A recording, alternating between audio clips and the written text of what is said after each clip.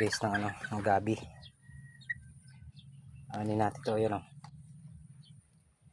nakarabis na ako ng gabi, yung tinanim ko sa likod namin.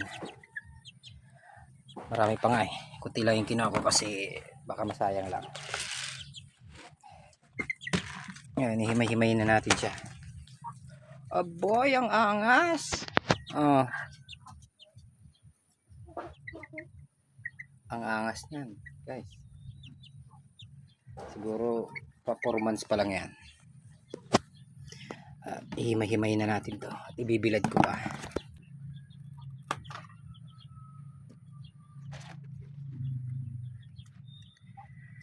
Ako naghihimay nito guys, sinasama ko to pero hanggang dito lang, hindi ko sinasagad kasi sa nagpapaano nagpapalapot ng ng gata pa. Dami na to pag ito naluto nyo din guys. Pag may ganito huwag nyo na isasama, baka may tinirahan ng tinirahan ng may nisamang talbos. Ito yung masarap na gawing bulang lang kung tawagin sa amin. Aasiman mo sa kalamansi, sarap niyan. Pero sama natin, sayang yan.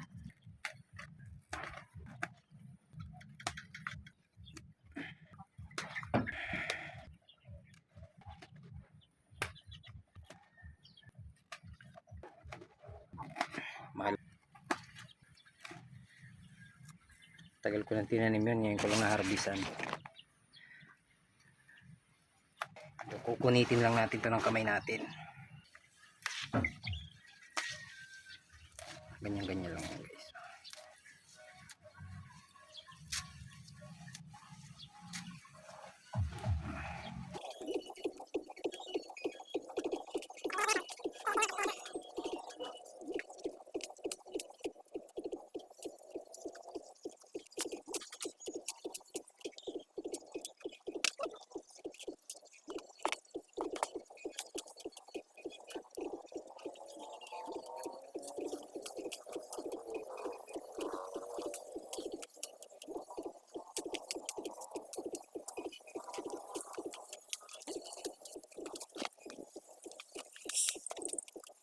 Hindi naman ito gulayan guys na ganito na sariwa kasi dikit lang.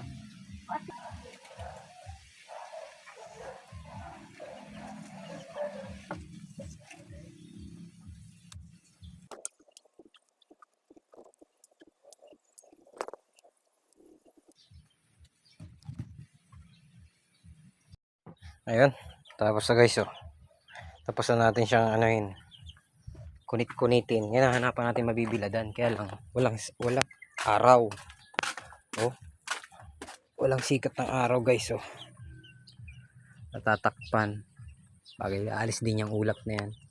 Dito natin muna siya ipipwesto sa ibabaw ng kulungan. Yan. Pag medyo lantang-lanta na yan, madali na lang yung haluin. Ngayon hindi pa. Medyo mabibilad pa yan. Ayan. Yan pala, inalis nga pala natin dito yung kalabasa. Kasi parang lalaki ata to, hindi namumunga. Bulaklak lang ng bulaklak. Kaya tinanggal ko na yung pinakapuno.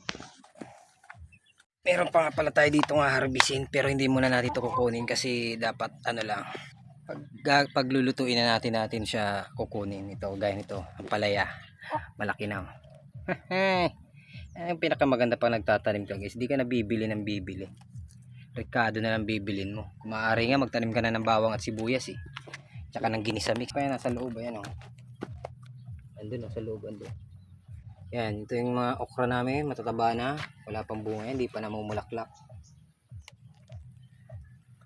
Soon ma-harvest natin yan.